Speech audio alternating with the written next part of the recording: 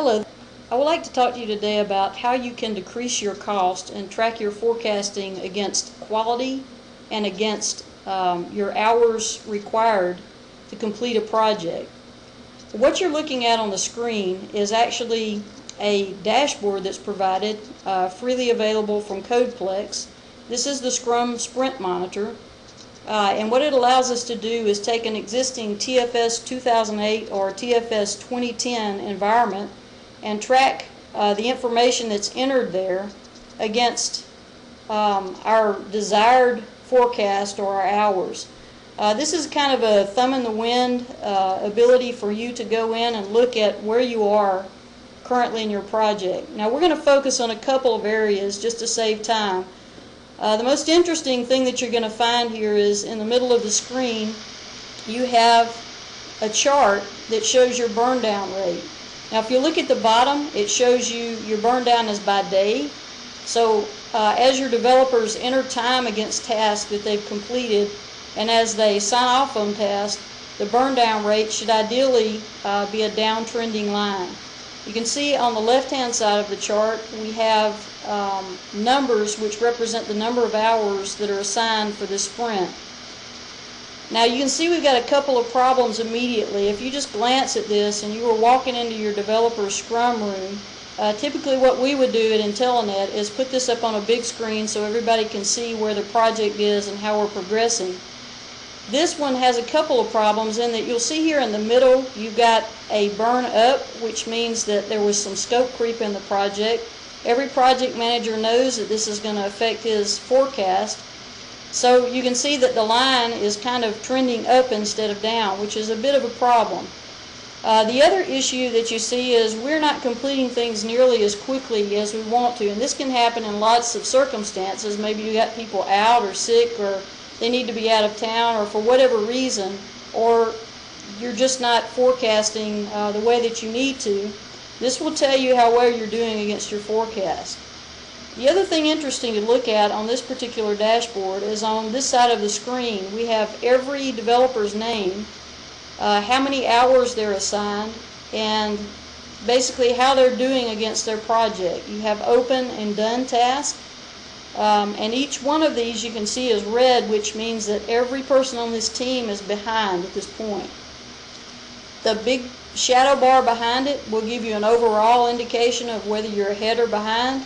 If it was green, then you would be pretty much on track to finish as you forecasted.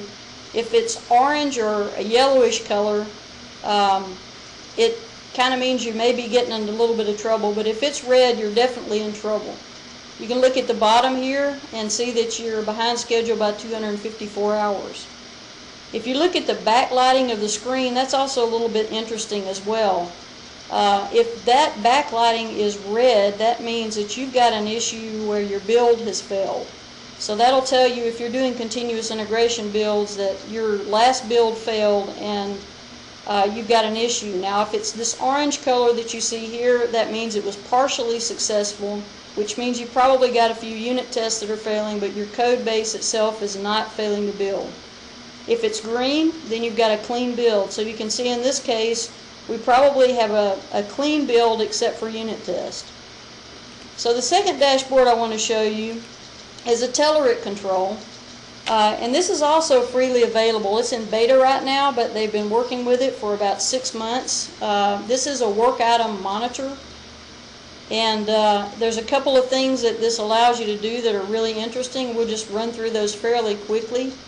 As you can see over here in the middle, you've got your team velocity window. That window will change back and forth periodically to tell you, what your current team velocity is and what your remaining work trend is. The work trend is similar to the graph that you saw on the previous dashboard. It'll show you whether you're burning up or down on hours. And team velocity is a good measure of, how quickly are you getting things done. Ideally, you want to see the peak going up instead of going down, and in this case you want to see it going down rather than up. So this is another kind of a quick indicator to say we've got an issue we need to look at. The code churn window is also kind of nice from a quality perspective, because what that'll tell you is if you're actually adding, deleting, or modifying code, any quality assurance person will tell you there's regression testing that needs to be done. So that'll tell you how much quality issue you might expect to have and how much testing that you need to do. So in this case, it's measured in lines of code for the last 20 builds. And you can see that code churn is somewhere around 100,000 lines of code. There are no spikes in this code, but we do a lot of code generation in Intellnet, and sometimes if we have done a recent code gen, you'll see a spike in these values that says, okay, it may go up to 20 or 30,000 lines, and that will tell you that you've got a lot more code churn. So right now we're pretty flat, which is not a bad thing. The other thing that's interesting to look at over here is your code coverage. This will tell you how much of your code is covered by unit test. So currently we're right at, well, it's like 39% not covered, 58%, 39% covered, 58% not covered, and then there's a smidgen down there that is partially covered. So that thing will update as well periodically, depending on what's going on. What you just saw at that point means that somebody probably just did another build and it was refreshing itself. So the other neat thing that you've got is what we call the hit list, and most teams want to know who broke the build last. In this case, that would be Mr. Randy Farmer. So until somebody else breaks the build, or the system itself breaks the build, his picture will show up in the window. Not a good thing for your developer. Gives a lot of peer pressure to make sure code quality is good. There's a couple of other things that are kind of interesting in here. The build history. You can see at this point we've all got partially succeeded on our last visible builds, which means we have unit tests that are failing. And that's pretty much it. I mean, you can look at recent check-ins, bug history. There's none here because we're not in QA yet with this project. And then you've got your team activities window, which has a picture of every one of your developers and the tasks that they're currently assigned that are not closed.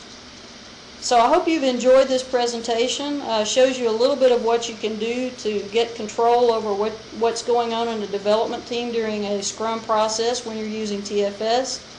If you have any questions, please feel free to contact anyone at Intellnet. You can reach us on our website at www.intellnet.com. Thank you very much.